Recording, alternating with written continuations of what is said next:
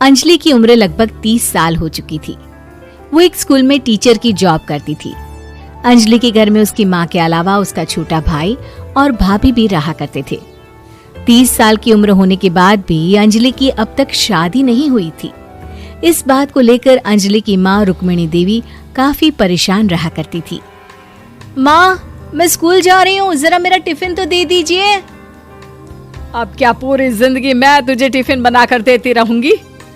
अरे कुछ सोचा भी अपने बारे में या बस ऐसे ही? क्या माँ, सुबह सुबह फिर वही बातें लेकर बैठ गई। माँ गलत क्या कह रही है अंजलि दीदी? इतनी उम्र हो चुकी है आपकी, माँ कब तक आपकी सेवा करती रहेंगी? भाभी, मैंने माँ को कब कहा कि मेरी सेवा करो? वैसे भी अपना टिफिन मैं खुद तैयार कर लेती हूँ, बस टेबल से उठाकर देने को ही तो कहा था। वैसे अंजलि दीदी, देखा जाए तो टिफिन उठाकर देने की उम्र तो आपकी है। आपका अपना घर परिवार बच्चे होते तो ये जिम्मेदारी आज आप पूरी कर रही होती। एक बात मेरी समझ में नहीं आती, अगर मेरी शादी नहीं हुई तो इसमें मेरी क्या गलती है? और तुम सब लोग मेरे पीछे क्यों पड़े रहते हो? अरे कुछ कहना क्या पीछे पड़े रहना होता है?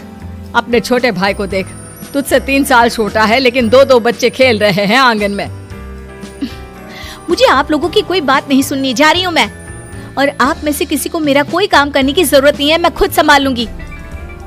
इतना कहकर अंजलि वहां से चली जाती है। शाम को जब अंजलि अपने स्कूल से लौटकर घर वापस आती है तो उसने देखा कि पड़ोस वाली निर्मला चाची वहां पर बैठी हुई थी। क्या बात है अंजलि बिटिया, नौकरी करके वापस आ गई? जी चाची जी, कैसी हैं आप? मैं तो ठीक हूँ बेटा, तुम बताओ शादी के बारे में कुछ सोचा या नहीं?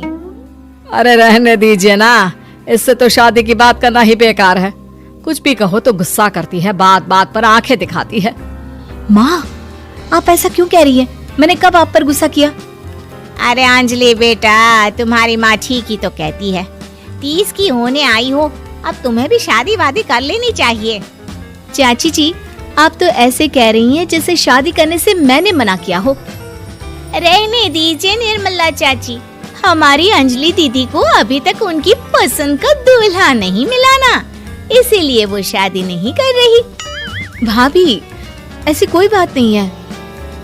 अरे तो फिर क्या बात है? तुम्हारी माँ ने तुम्हारे लिए इतने रिश्ते ढूंढे लेकिन तुम्हें कोई पसंद ही नहीं आता।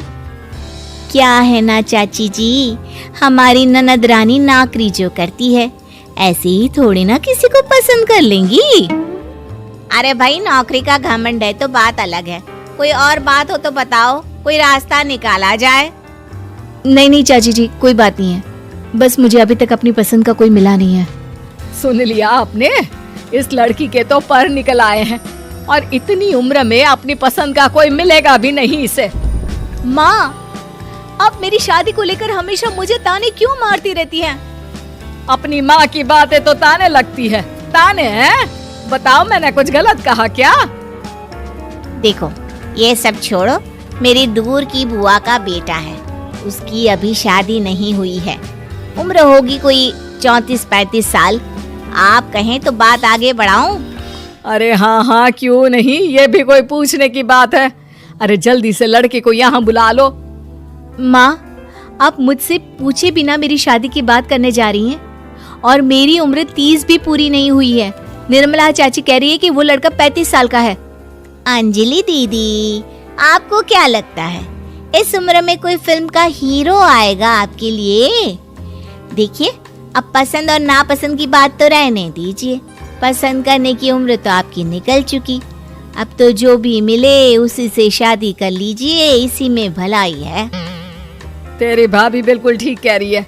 अब जैसा रिश्ता मिले उसके लिए हाँ कर देना, ताकि हम भी गंगा नहाए। ठीक है, चलिए मैं उस लड़के को कहती हूँ, वो कल ही अंजलि को देखने आ जाएगा।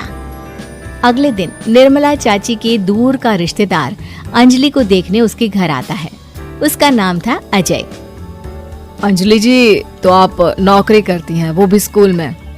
जी हाँ, मैं स्कूल में टीचर हूँ। हमारी बेटी बहुत होशियार है। अरे पढ़ने लिखने में इतनी होशियार है, इसीलिए तो इसकी नौकरी लगी है स्कूल में। हाँ हाँ ठीक है आंटी जी, जरा मुझे भी तो बात करने दीजिए आपकी बेटी से। जी पूछिए ना, क्या पूछना चाहते हैं? अंजलि मैडम, ये तो बताइए कि आपने अभी तक शादी क्यों नहीं की? बस ऐसे ही, कहीं कोई रिश्ता पसंद नहीं आया इसलिए। लेकिन क्या मैं आपसे पूछ सकती हूँ कि आपने शादी क्यों नहीं की? अंजलि, क्या कर रही हो तुम? लड़कियों को इस तरह की बातें नहीं शोभा देती। रहने दीजिए आंटी जी, आपकी बेटी काफी पढ़ी लिखी है, मैं उनके सवाल का जवाब दे ही देता हूँ। वो क्या है ना, मुझे भी अभी तक अपनी पसंद की कोई लड़की नहीं मिली। अच्छा, कोई बात नहीं। वैसे आपकी तनख्वाह कितनी है? कितना कमा लेती है महीने का? जी यही कोई 25,000 महीने। बस 25,000? इतने से क्या होता है? इतने से तो आजकल घर भी नहीं चलता। आपके कहने का क्या मतलब है? अरे मैं तो ये सोच कर आया था कि नौकरी वाली लड़की है, आराम से 40,000 कमाती होगी। माफ कीजिएगा, आपका और मेरा रिश्ता नहीं हो सकता। जी कोई बात नहीं, मुझे भी आपके साथ शादी करने में कोई इंटरेस्ट नहीं है। अंजलि, किस तरह की बात कर रही हो? घर आए रिश्ते को ठुकरा रही हो तुम। दीदी, अब इस उम्र में आपको इतनी अकड़ नहीं दिखानी चाहिए। अच्छा खासा रिश्ता हाथ से निकल गया, कहीं ऐसा ना हो कि जिंदगी भर कुंवारी ही रह जाओ आप। कुछ दिन और ऐसे ही निकल जाते हैं और अंजलि की शादी कभी नहीं होती।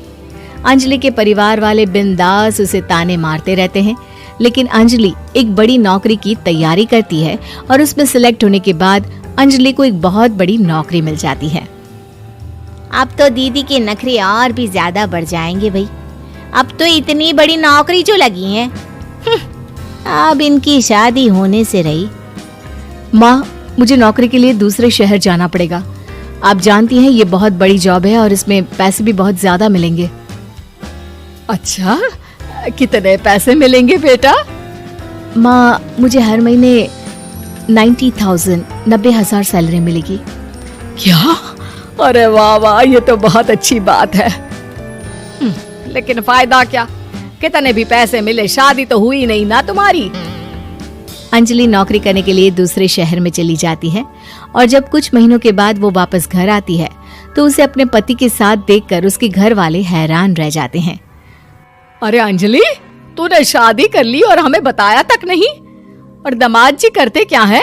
इतनी बड़ी कार है उनकी। माँ, मैं आपको सब कुछ बताना चाहती थी, लेकिन आप सबके ताने सुनकर बहुत दुखी हो गई थी और इसलिए मैंने अपनी पसंद से शादी कर ली। मेरे पति मेरे साथ ही ऑफिस में नौकरी करते हैं।